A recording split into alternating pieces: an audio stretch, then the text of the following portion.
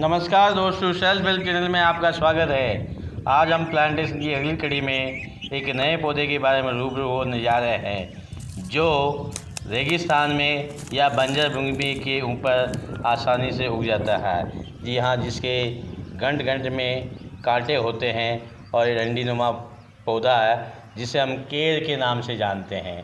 इसको संस्कृत में करील, गुणपत्र, करील भी कहते हैं, हिंदी में इसे केर कहते हैं।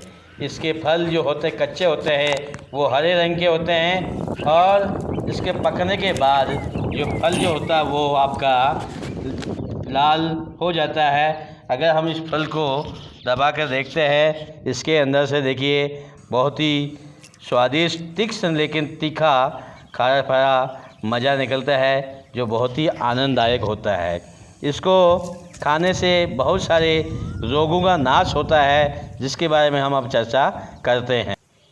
इसके फल को हमारी स्थानीय भाषा में ढालू के नाम से जाना जाता है। आपके वहाँ पर इस फल को किस नाम से जाना जाता है वो हमें कमेंट्स करके ज़रूर बताइएगा। ये जो केर होता है पुराने समय में ईंधन के रूप में काम लिया जाता था। बड़े बड़े शादी समारोह के अंदर भट्टियों में इसका ईंधन के रूप में उपयोग किया जाता था। आजकल ये आयुर्वेद के में बहुत सी दवाइयाँ बनाने में काम आता है।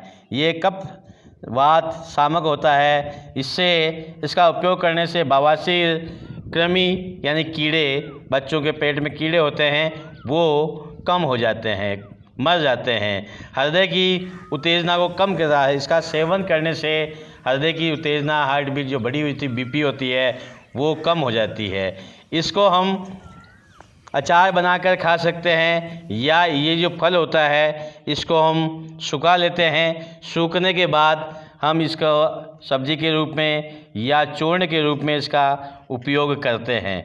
अब देखिए साथियों, इसके साथ एक ये पारंपरिक बात जुड़ी हुई है। जिस साल अगर केर के फल और फूल ज़्यादा आते हैं उस साल बारिश कम होती है। अब हम बात करते हैं इसके आयुर्वेदिक की गुणों की। देखिए, करील के फल जिसका चूर्ण बना लेते हैं और उसको गर्म पानी के साथ आधा चम्मच अगर हम लेते हैं तो हमारी कब्ज़ जो होती है वो एकदम से ठीक हो जाती है। कभी कभी हमारे शरीर में पेट में जो तिल्ली होती है जिसे हम गाल ब्लैडर कहते हैं वो भी बढ़ जाता है, जिसे पेट दर्द भयंकर होता है। इसकी कोमल कॉम्प्ले जो होती है उसको अगर हम लेकर चूर्ण बना लेते हैं, काली मिर्च के साथ पीस लेते हैं और उसको अगर हम उसका सेवन करते हैं तो यह तिल्ली एकदम से ठीक हो जाती है। इसकी लकड़ी को चबाने से दांत का दर्द जो ठीक हो जाता है। बार बार इसका मंजन करने से दांत दर्द या दांत का कीड़ा वो मर जाता है। इसके लकड़ी को दीमक नहीं लगती है, इसीलिए पुराने समय में इसकी लकड़ी से जो गट्टी होती है, गट्टी के अंदर कीला होता है गिट्टी के अंदर, उसमें काम लिया जाता था। और इसका और भी बहुत सारे उपयोग है। अब इसमें देखिए, शरीर पर कहीं भी दर्द होने पर या सूजन होने पर इसकी लकड़ी को घिस कर, जैसे चंदन लगाते हैं, चंदन का लेप करते हैं, उसी प्रकार अगर लेप करते हैं तो दर्द खत्म हो जाता है और सूजन जो होती है वो कम हो जाती है।